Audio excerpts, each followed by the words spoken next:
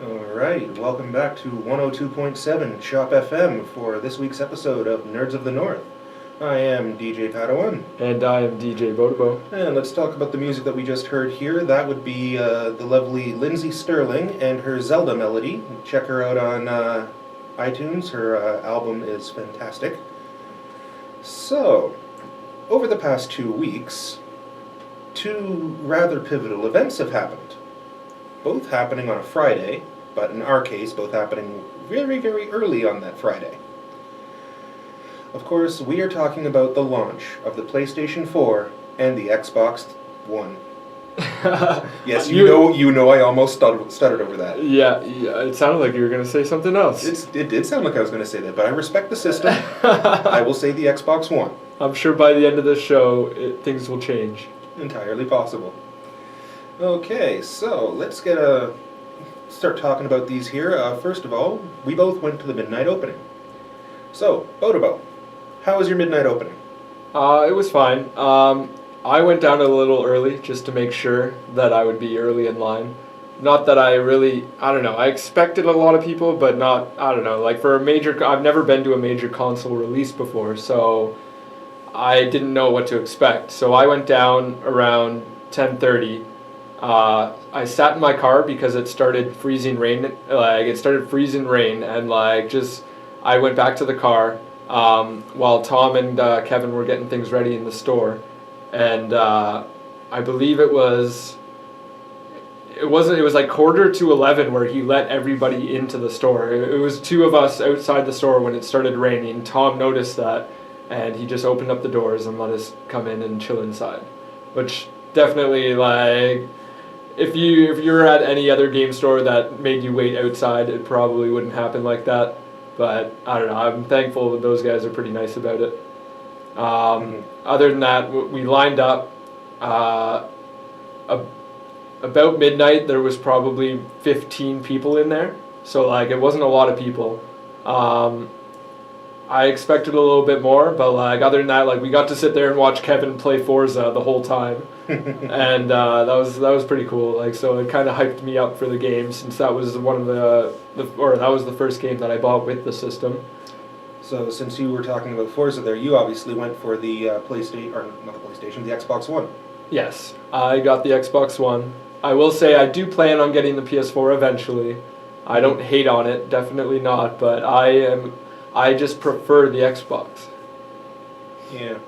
Well, for my midnight launch, I went down early. I was planning on being a lot earlier than I ended up going, but I left my house about 10 o'clock. So I get down there, there's one person sitting in his car watching videos, and no one else is standing nearby, so I immediately claim first in line.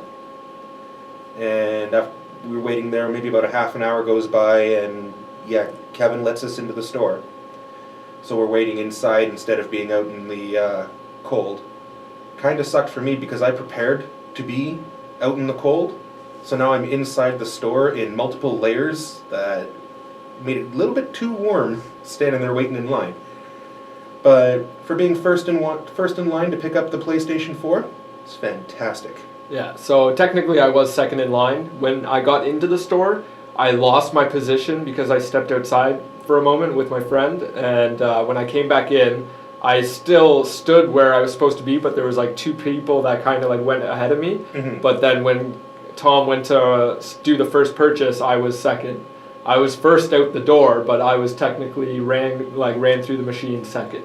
Yeah. So I was still put it back in my original position. Yeah. So you picked up Forza to start. Yeah, Forza to start. I went back the next day and bought Battlefield 4.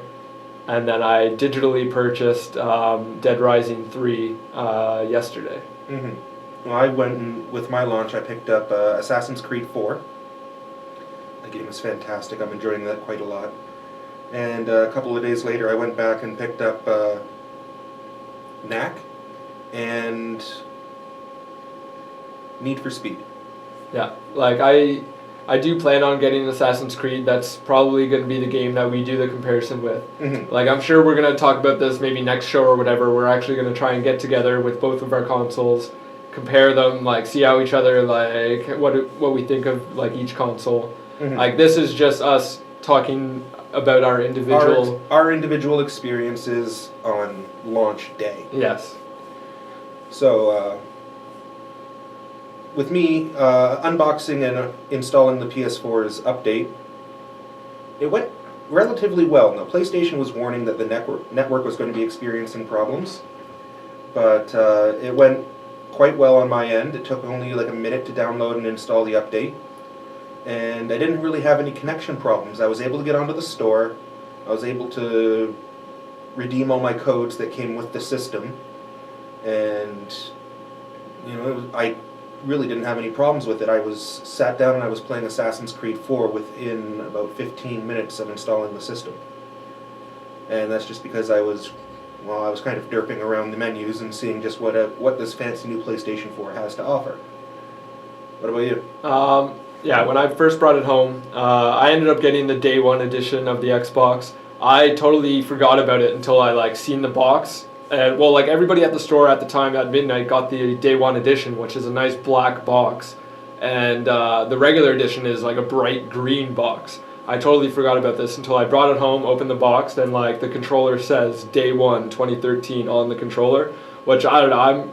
I'm a sucker for anything cool like that, anything unique in a way. I'm sure a lot of people have it, but still, in a couple of years you probably won't be able to say that. Everybody will smash their controllers or something. Yeah, unboxed it, hooked it up as fast as I could. I was trying to race my friends who were also at the store home and then set it up so I was going to be the first one online. So I did that. I believe I threw Forza in right away. Forza was definitely the quickest install out of all the games that I've got so far. Honestly, speaking of install, how long did it take? And that one only took me 15 minutes tops. It could have been less than that. 15 minutes from the moment you put the game in until you could start playing? Yes. I don't know how you put up with that. I know. I was actually, Kotaku did a comparison on how long it takes to install certain games on both systems. Kevin has mentioned he has had some horrific install times on the Xbox. I told him it was due to maybe his internet or whatever it might be. Mm-hmm. But they did a comparison. The PS4 averages about 40 seconds to a minute to install every game. The Xbox ranges between I think 5 minutes and 15 minutes depending on what game it is. So if you're running, Microsoft came out and said that if you're running more than 15-minute installs, there's probably an issue, just you have to restart your system. There is something else they told you to do, I can't think of it right now. It's either clear the cache or whatever it is. Clear the current installed game data, probably. Maybe, something, yeah, actually I think that was it. Check your hard drive, clear out some stuff, and then try it again. So honestly, obviously there's issues with that, but I can almost guarantee that Microsoft will resolve that within the next 2 months, because when you think about the Xbox 360, when the installs first came out, it still took probably 10-15 minutes easily it took 10-15 minutes. And then they actually... But that was the entirety of the game. You're talking between 5 and 15 minutes to get to the you can play point. Well, no. Well, for Forza, I can't remember if it installed the single player and the multiplayer separately. I can't even remember. It might have done it, but I totally forgot about that feature when on the first day. I figured it out when I did Battlefield. Battlefield took maybe 5-10 minutes to get to the single player where I can hop in the game, play single player until the multiplayer finishes downloading or installing. Okay. So it wasn't, honestly, I don't have a problem with it. I just go Xbox, watch TV, and bam. Yes, it is. Okay, well, we'll talk about now, how about the user interface? I've had a PlayStation 3, and it was really annoying when you try to hit start, and you accidentally hit the home button while you're playing a game, and you had to wait, and on my system it was about 30 seconds for the home app to actually load up to give you the option to go back to your game. They totally fixed this with the PlayStation 4. You press home and it's not that little in-between menu that you used to get. It's snap, you are at the home menu instantly. And jumping back in, it's the same thing. You press the button and you're back. Like, there's no delay.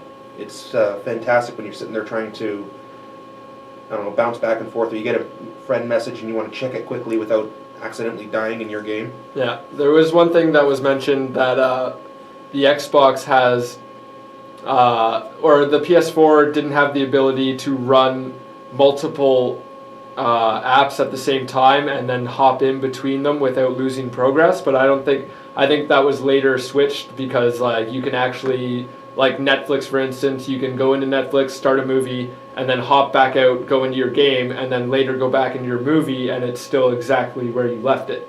Like, I'm pretty sure it's the same for both systems. Like, they both have that ability to keep apps open in the background, and it'll be exactly how you left it. So, like, they're both very similar in that fashion. I think with the PlayStation 4, it actually restarts the app to where it remembers where you left off, and when you go back to the app, it flashpoints you back in, but it shuts the app down. Oh, okay. Especially with Netflix, I know it shuts the app down. Because I heard somebody say the opposite. Like because with the Xbox, I haven't tried, or I opened the Netflix app in the Xbox. I haven't watched anything yet. But for the PS4, like I don't know. I heard that it was wherever you left it, but maybe not. I don't know. What's another thing? Like, there's only a certain amount of apps like on the Xbox right now. Like the Upload Studio, or like I guess we could talk about like the whole dashboard and whatever you want to call the. Yeah, that would be the user interface. Yeah, I know. That's what I was just saying. Like, there's honestly, I like the Xbox's layout. I know you've said that you don't like it. I think it's simple. Like, it's easy. I'm used to it. It's similar to an Xbox 360 layout, but it's all on one page. Everything you need is basically on one page. What I do like about the Xbox One's UI is that you can unpin things from the main screen. Yeah. So if you're not using an app, you can push it off into the app section. And even if you haven't used the snap feature, it'll automatically judge what you use the most and put it in one of the main slots. Yeah. Now at the PlayStation 4, it's one main screen, and all your games and everything show up on this screen for installs. All the apps show up on this screen. And if you flick up on the control stick, it brings you to all the system setups that used to be hidden off in the far right corner. So everything's there: your profile, your PlayStation Store, your friends list, your messages, your settings bar. Everything's hidden up above. And when you need it, it's a quick flick of the stick and you're there to go. Or you can use the PlayStation camera. The camera, I will admit, does not have the functionality that the Kinect has. Yeah, I think Xbox has an advantage over it since they started with the Kinect on the 360. I know the PlayStation 3 had the Eye, which wasn't really used for too many things really. No. So Microsoft has that one down. It's nice to see that like PlayStation has like jumped on that kind of thing and trying to like. Oh, and I love my camera. I've sat down in the playroom and got to play with all the little bots you can spit out of your controller. Got to play with Asobi, which is my the little bot that comes out. Yeah.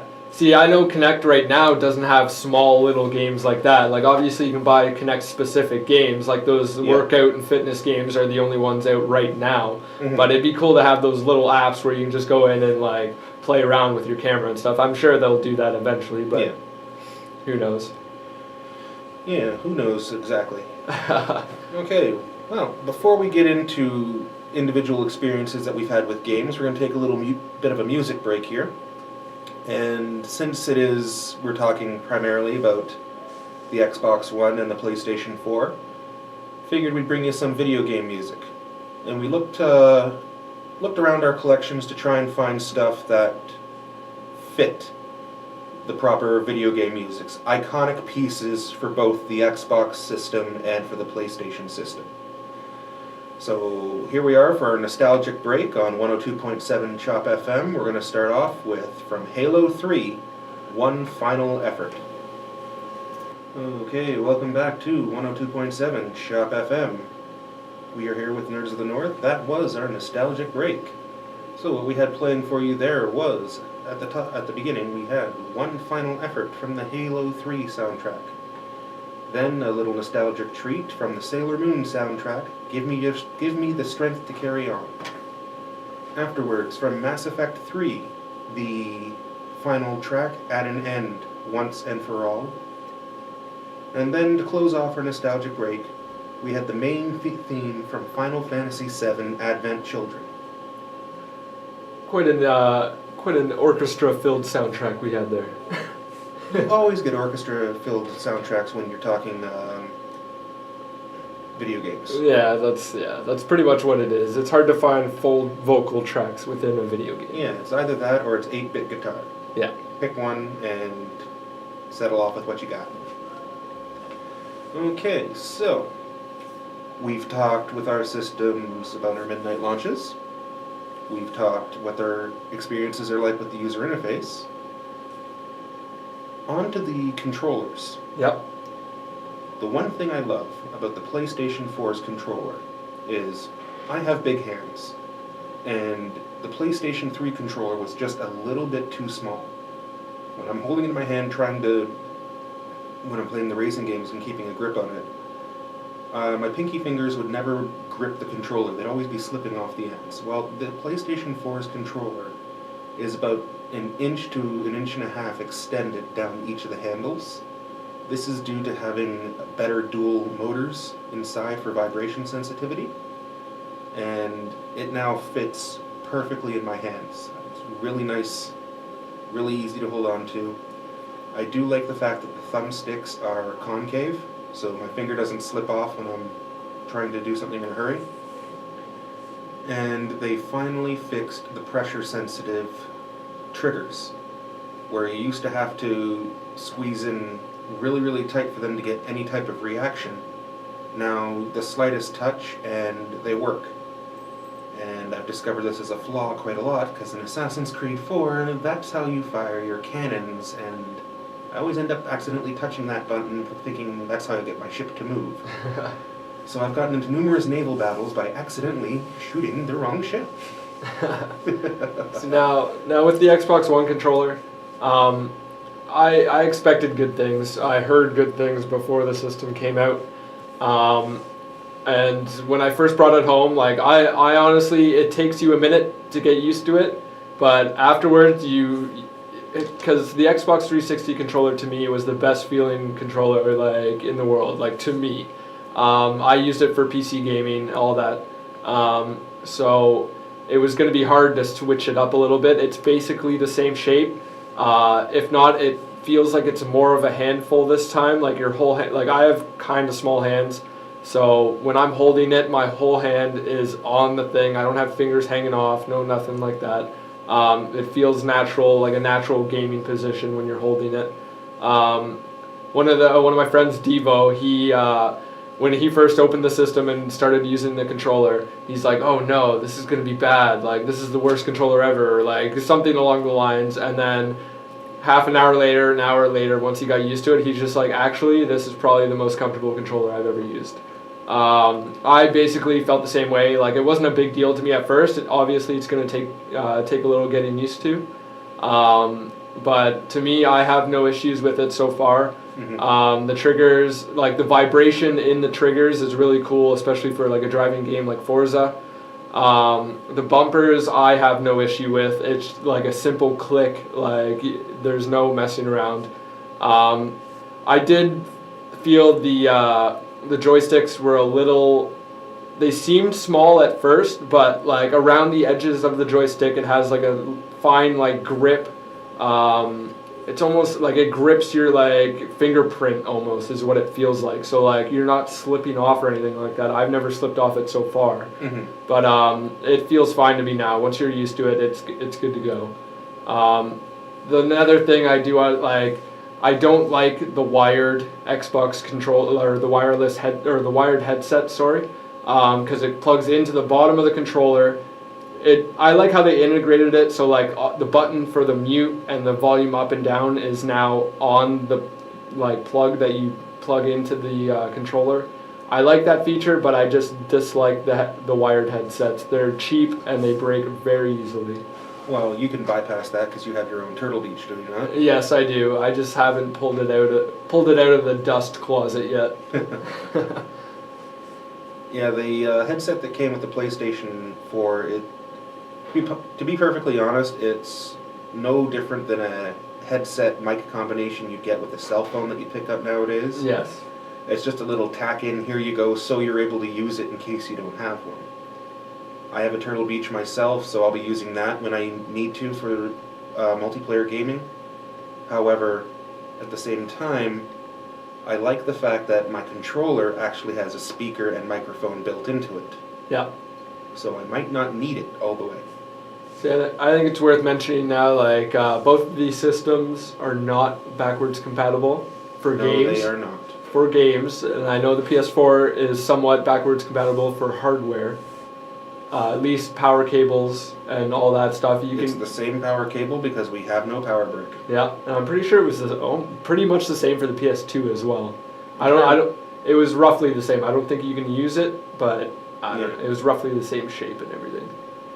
Yeah. However, always use the cord that comes with your system, just in case there might be a tiny little bit of voltage difference. Yep. Use the cord that your system comes with.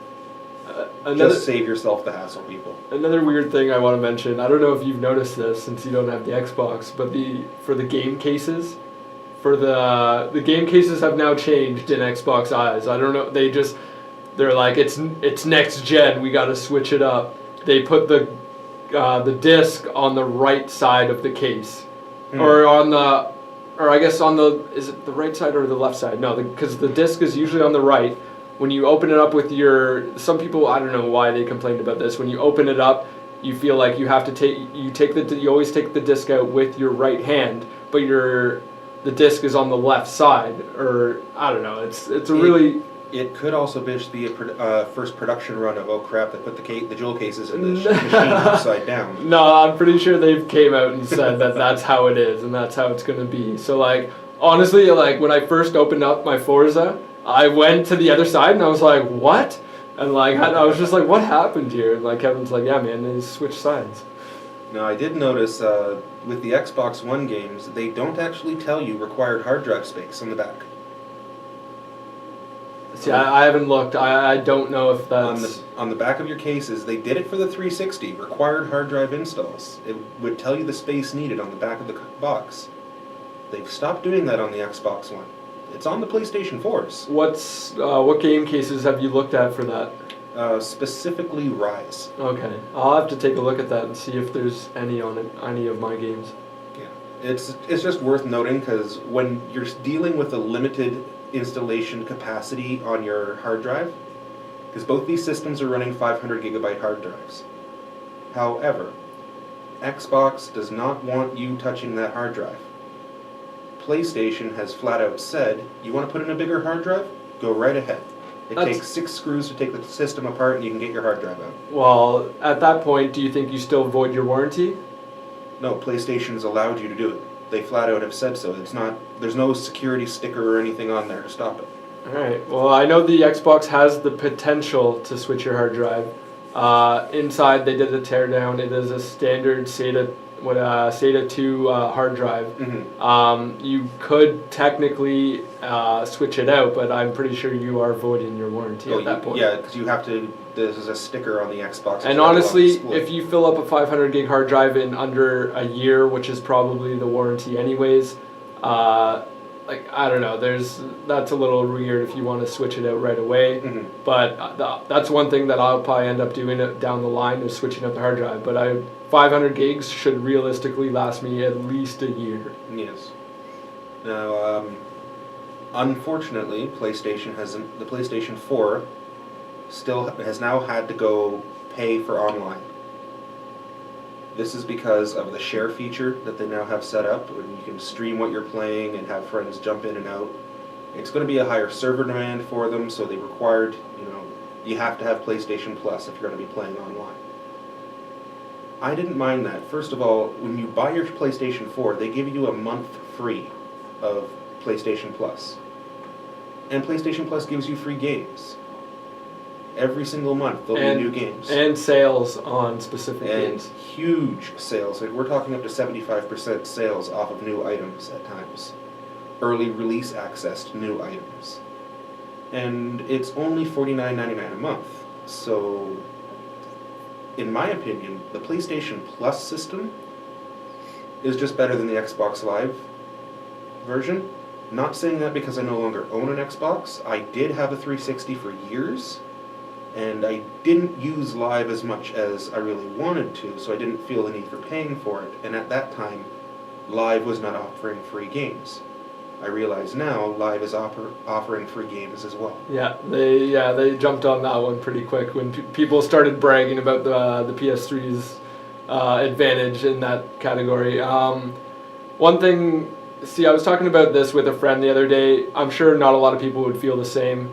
The ability to have Xbox Live parties with up to 8 people and have a full chat, all of you going at once, like just hanging out, like I've pretty much gotten to the point where like that's what we do every day when I get home. I just talk to my friends online on the Xbox, and I pretty much said to them like, just because like it's easy, it's my console hooked up, I don't have to go to the computer, Skype call each and every one of you, like all that stuff, like I would pretty much justify the cost of Xbox Live just for party chat. Like I understand like just the quality of it. It's only gotten better on the Xbox One. The audio quality has jumped up dramatically. You can everybody's voices actually feel like how it's supposed to sound. Like it's not like staticky or like low bass or anything like that anymore. Well, I have definitely heard that the microphone system is better for the Xbox One. Yeah.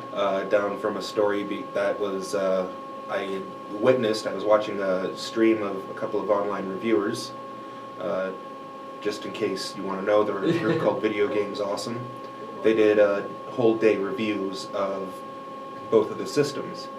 And when they were doing the review of their Xbox One system, they have a little chat window running in the corner, and as they're trying to get the Kinect to start the recording system for recording some of Dead Rising footage, one of their chat members typed in quickly, like, "Hey, you're telling your Kinect to start recording, and my Kinect listened to you and started recording because it heard it through the speaker." So that's for audio fidelity coming through. That's pretty decent pickup if a Kinect can pick it up on the other side of a speaker transmission. Yeah, see, like that's the thing. Another thing about the Kinect, like I have had no issues whatsoever with voice control. I had a slight issue with the controller, like playing Dead Rising. When a zombie hops on you, you have to push your controller forward to get the zombie off of you. And with my laptop running in front of me and me trying to swing the controller back and forth to try and get it to work, it was not working. I later restarted and closed my laptop and it worked fine, so I'm guessing that was the problem. Yeah, I think you were interfering with the sensor, with the infrared. So other than that though, like the voice control and everything, sometimes I'm speaking fast, sometimes like I don't, like with the old Kinect you had to say Xbox, pause, this, that, like whatever, you kind of had to give it a pause. This one, I walk in the room, Xbox on, it's on, and then I go Xbox, watch TV, like there's no like Xbox, what, you can say it pretty quickly and it gets it. I think I had to repeat myself once so far out of like the week that I've had it. So it's, in my opinion, there's very little flaws, like just navigating like what you need to do. I haven't seen any problems yet. I can navigate pretty well with the PlayStation camera as well. It's currently set up on top of my screen. Sees me perfectly fine, hears me perfectly fine. The only issues I've had is trying to figure out just what words the system has used as keywords. And unfortunately, I can't turn it on with my voice. That would be nice. I have to tap the controller for that, but powering off, that can be done.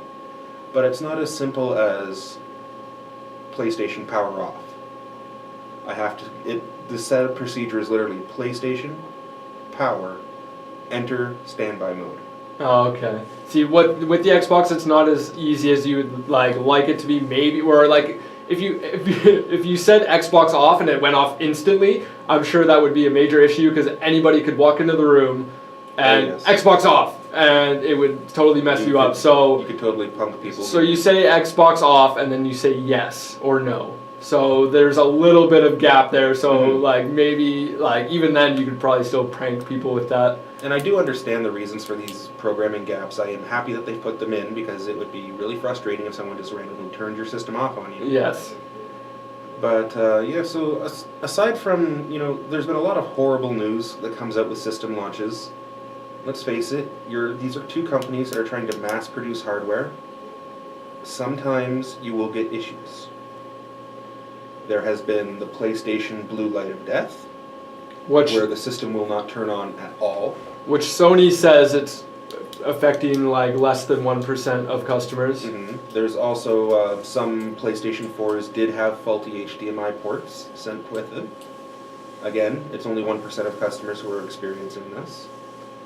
The Xbox One was having the noisy disk drive of Doom. Yes. They were having Kinect issues. They were having complete power and upgrade issues where you couldn't either upgrade your system at all, and without the update, you can't do anything on your Xbox One, period. You need that update or congratulations, you have a $500 paperweight. See, for people, like I know people don't read packaging before they buy an item. Mm-hmm. They tend to, some people, younger people tend to research it online before they buy an item. If you're a parent that's going out and buying one of these game systems for your kids, you kind of have to, because I know Kevin mentioned that a customer came into the store, bought both of these systems, and did not have an HDMI compatible TV or monitor. Ouch. So these systems are no longer compatible really with AV cables. No, these are the next generation. The only interface port on the back for output or video output is the HDMI. And she was buying each system for one of her children and had to go and buy 2 HDMI either monitors or TVs for their kids to play the system. Well, I'm happy that her kids are getting a fantastic Christmas. Yes, I would love that. Like that would be amazing. But on a side note here, a little advice from a tech nerd to parents out there for this holiday season. Your kids are probably wanting either one of these systems, or any piece of technology in general. Could be a 3DS, could be a computer, could be a laptop, anything. Children aren't going to mind the fact that the security tape has been cut when they get it open on Christmas morning, because they're probably going to damage the box trying to get it out and set up immediately. Do yourself a favor so you don't go through any hassles on Christmas morning. When you get your hand on the system, that night when your child's gone off to bed, set it up, boot it up, install it, and test it. Make sure that there's not going to be any issues. If there are issues, now it's before Christmas, so you can go back in and get everything switched out. Trying to return something on Boxing Day is almost impossible, and it's not a pleasant experience when your child opens something on Christmas morning, tries to use it, and it's not working. So to save yourself a little bit of the headache, do a little bit of setup ahead of time, and if there's any questions about this, talk to the person that you're buying the system from. These people, this is the reason why they have these jobs. I just thought of an awesome way to give a child, if you're getting your child an Xbox One, an awesome way to set it up for them. Set it up the night before Christmas, if not a little bit earlier if you want to test the system like Matt was saying. Sorry. You set it up, keep it hidden on, like, put it on your shelf or like keep it all plugged in, plug the Kinect in, hide it in some way, and then in a box, wrap a box and put a note inside, say, write down, say Xbox turn on. Or Xbox on. Say Xbox on. Your kid will read the note, say Xbox on, and the system will automatically turn on. And if you sync it to your TV, it'll automatically switch to the Xbox. And then I think that would be so awesome. If I got a gift like that, that would impress me. Yeah, that's just a little bit of holiday gift advice here from the nerds of the north. I did this last year when I bought my nephew a 3DS. I knew he was going to immediately want to play this. And rather than trying to take it wrest it away from him on Christmas morning, which ended up being a fight and a half to try and do for dinner, I took it, I opened it up, set it up, I made sure it was fully updated, I put his little profile in there, set it up for him so he could play games right away, It came with a downloadable game, so I made sure that game was downloaded and installed properly. I also activated all the parental controls that his mother wanted me to activate, so this system was 100% ready to go for him. He didn't even actually get it in a box, in the actual shipping box. That went to her separately to make sure that if there was ever a problem, she had everything she needed to return it. His gift went into a big old shoebox with all the toys that I bought him for Christmas. I'd taken all the packaging off everything, and there's his DS sitting in the Nerf protector armor. It was a magical box of, oh my god, I get to play with everything. That's what he got for Christmas, and it was the most hassle-free gift he got that year. Yeah. Because every other thing that he got was in its original packaging, and every 3 seconds it was, open this, open that, open this, and you couldn't get it open before he opened something else. Yeah. This was at least up, open, ready to go, and yeah, he saw the DS and everything else stayed in the box. It was immediately DS on, perfectly quiet, just sitting there. See, that's why you got to give that gift to him last. Like he did get it last, yeah. and he went zombie instantly. Yeah, that's how it works every time. Every single time. I know if your kid is under, I don't know, the age like where it kind of wears off a little bit, but if your kid is for sure under 10, that's how it works. Yeah. You don't pay attention to anything else. Once you get that big gift, or even like you're just opening constantly, you're going from one gift to another, either trying to get like the ones that you want open, like unboxed and like out, or you're moving on and waiting. Like yes.